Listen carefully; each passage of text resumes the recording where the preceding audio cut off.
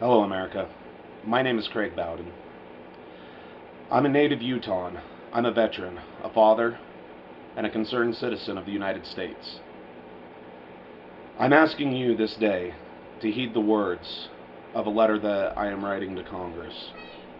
There is an action that needs to be taken.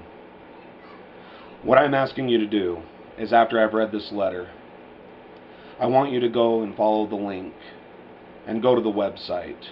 I want you to print off a copy of this letter. Share it with your family, your friends, and your neighbors. I want you to gain signatures, and then I want you to send them to me.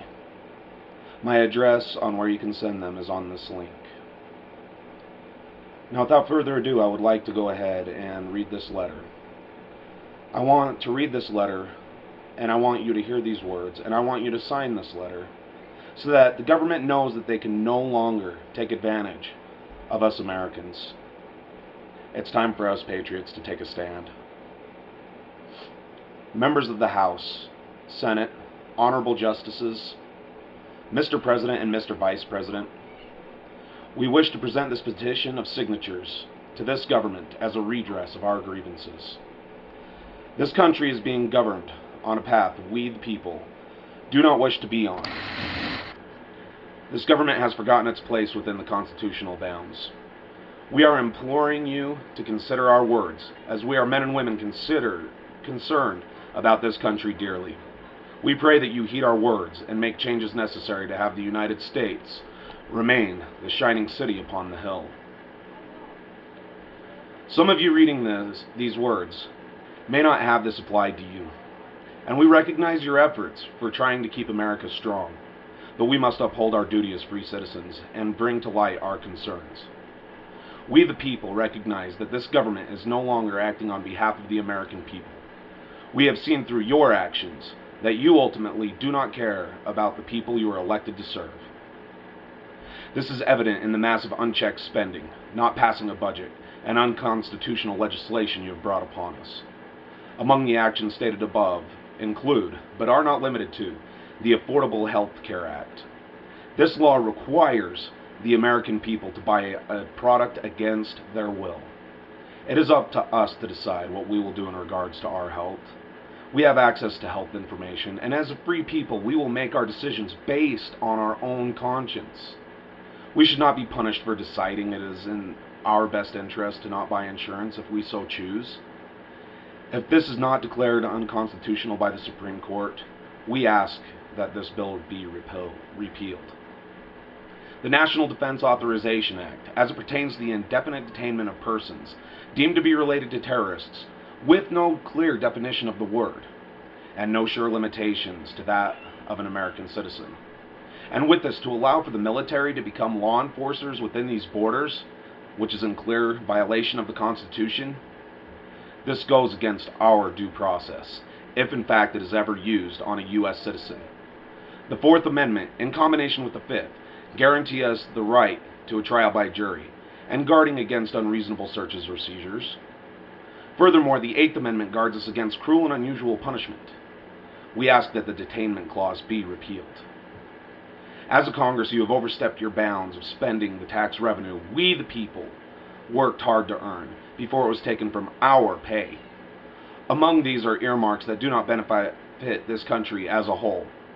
Things such as cowboy poetry, liberal arts, cowburp studies, earthworm methane studies, and many more examples are not where we want our money to go. We want our money to be spent improving our roads, stopping illegal immigration, aiding in national defense, and improving our infrastructure. We also do not want untold billions of dollars to go to foreign governments that speak out against our way of life. We are asking the Congress for a balanced budget. As homeowners and families, we understand that a sound budget is necessary in order to keep our homes, our vehicles, our very way of life.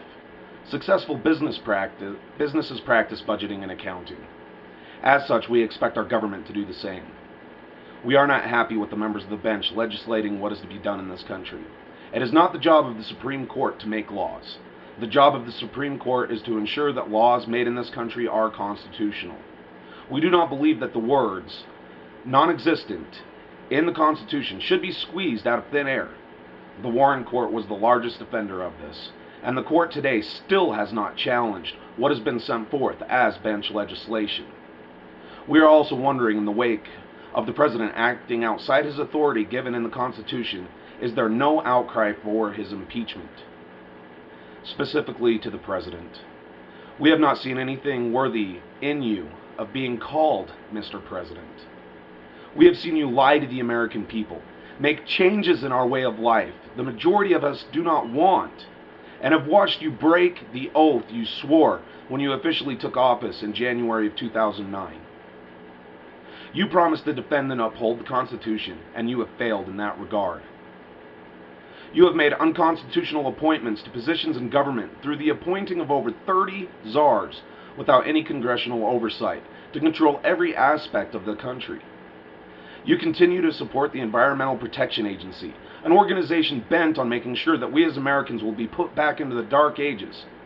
We are all concerned about protecting the environment, Mr. President, but when the technology does not exist to make this clean energy you preach about, a company should not be fined for not using these technologies. These actions should be condemned by your office, as well as all those who hold office in this nation. But we know that you support them, as is clear in your actions. The fact of the matter is, we currently need fossil fuels because that is the most reliable and efficient way to live in this day and age. In spite of your reservations, as you so put in your words, you still signed the National Defense Authorization Act. You have the authority to veto any bill and send it back to Congress with your concerns. It would have been an easy fix, but the fact you signed it tells us you support it. You campaigned for and sent massive bailout to help with banks, auto manufacturers, and supposedly the American people. You spent our money on this, and it is something many of us do not support. The way America works is that when a business has faulty policies, the business fails. What did we get for all the massive bailouts? Higher unemployment, more national debt, and a continuing downward spiral of the American dollar? This is unacceptable. You have associated with anti-American radicals throughout your life.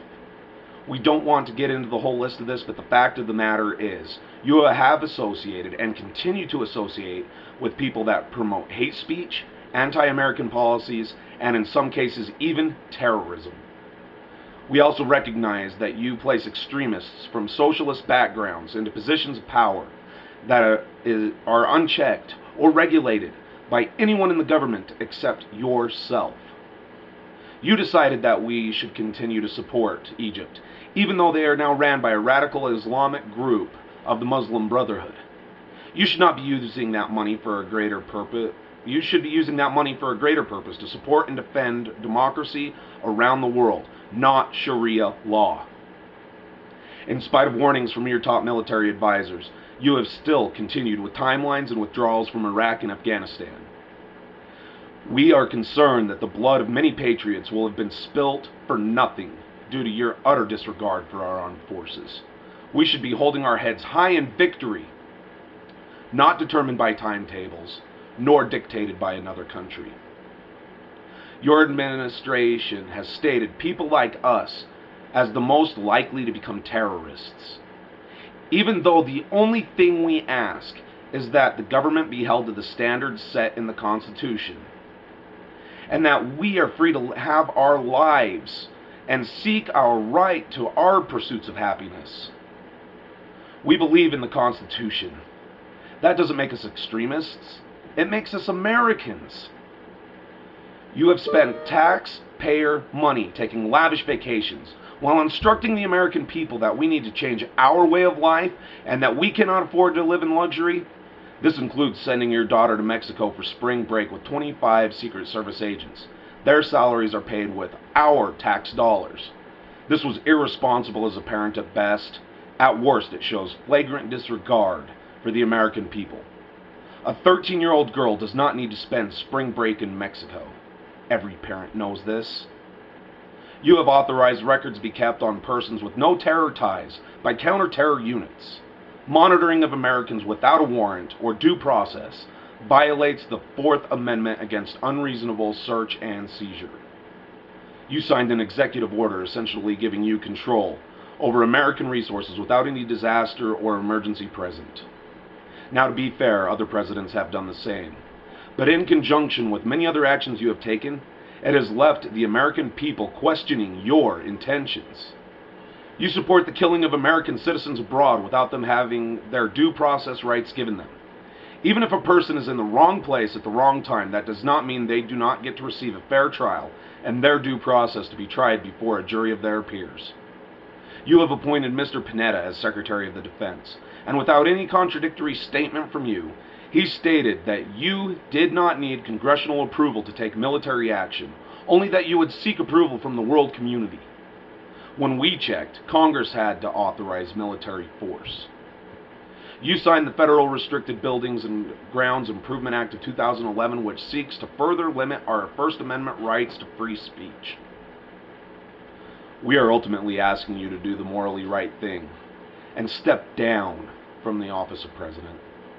If you do not, we will begin to call for your impeachment. We want to give you the chance to have honor, if you hold any, and resign. If you truly believe in doing the right thing for this country, you should have the fortitude to admit your wrongdoings and leave the office to someone more capable of leading this country. We as Americans can tolerate these sorts of actions no longer. We are demanding as a free people that we get to remain free. Free from the debt the government is creating for us, our children, and our grandchildren. Freedom from the fear of using our rights of free speech. This is our country, our way of life, and we pay for you to be where you are. Do not forget that you are all servants to the people of this country and must be held accountable for your misdeeds. We will be taking our country back, and if you wish to have continued employment with the American people, you must act like it and uphold your oaths of office, or we will have you removed from your positions using our powers as a people to vote and speak out against you. May God bless America, and we pray that all those who hear these words will take appropriate actions and either leave their offices to be taken by more effective patriots or make a stand for what is right according to the Constitution of these United States. This letter was authored and signed by Craig Bowden of Eden, Utah.